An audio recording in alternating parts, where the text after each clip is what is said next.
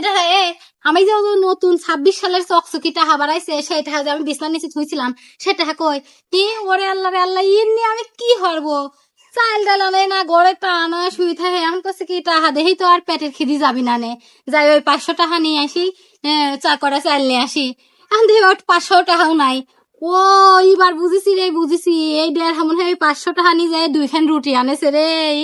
তাই তো কই ওর রুটি কোনটি নাইলে ওর পকেটে নাই টাহা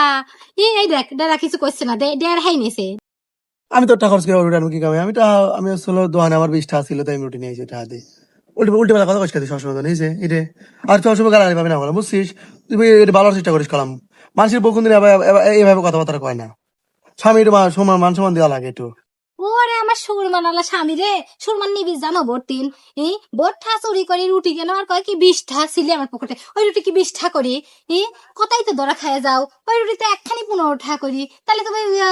20টা দিয়ে কিনলে কেবা করি 2খান হ্যাঁ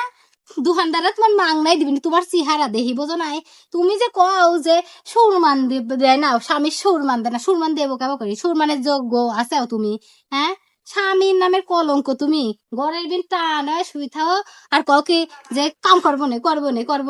ঘরে চাইল নাই ডাইল নাই 2খান রুটি এনে দিলি সারাদিন চলে গেল চোর 8 টাকা এলি 8 টাকা এলি 8 টাকা গুনে দিক